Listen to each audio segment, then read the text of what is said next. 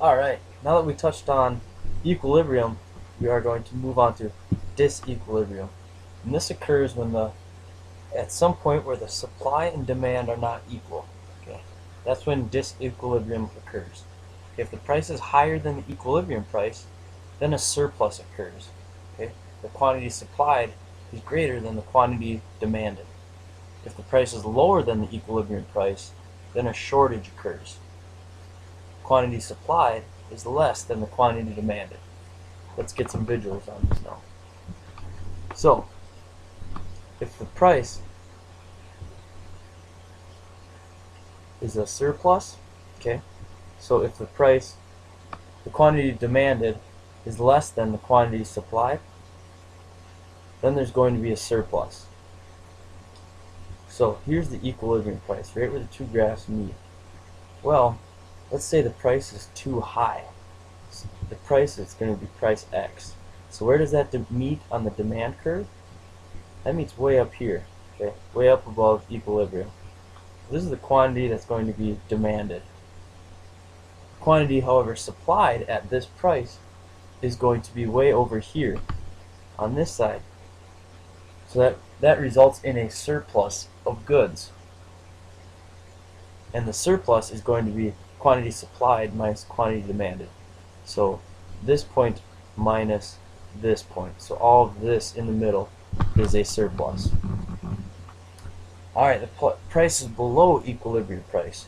This is going to result in a shortage if the quantity supplied is less than the quantity demanded.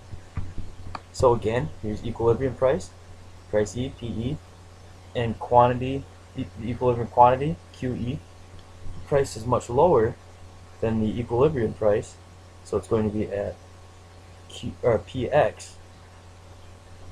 So here's the quantity supplied. Way over here is going to be the quantity demanded.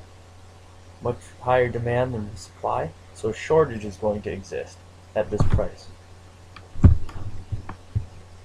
Two things that cause this: a price floor, so a minimum price for a good or a service or research determined outside the market.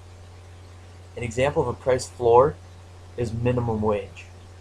Okay, this is the lowest somebody can be paid.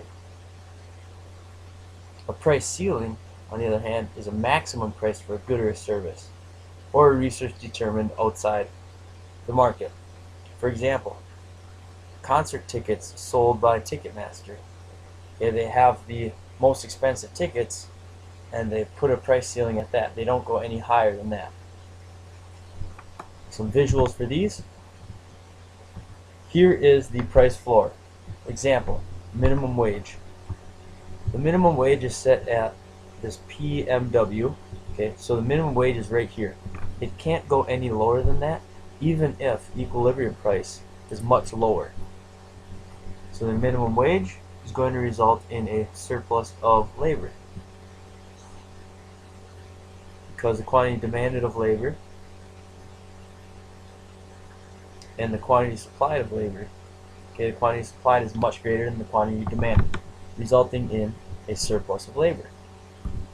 Let's look at that single price for an admission to a popular concert now. Alright, a price ceiling is in effect here. Okay, equilibrium price.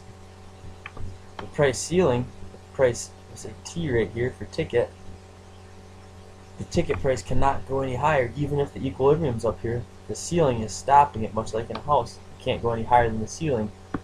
The ceiling is stopping that from going. So the quantity supplied is going to be on the supply curve. Quantity demanded, the point that matches the price here on the demand curve. Okay, quantity supplied is less than the quantity demanded. So it's going to result in a shortage of tickets. There aren't enough tickets for everybody. Alright, conclusions. Markets work best when supply and demand determine the price of goods or services. When forces other than supply and demand determine the price of goods and services or resources, surpluses and shortages result. Over time, the forces of supply and demand undermine artificial price controls. For example, black markets will start to develop, ticket scalping happens, undocumented workers, so various other things result of these shortages and surpluses.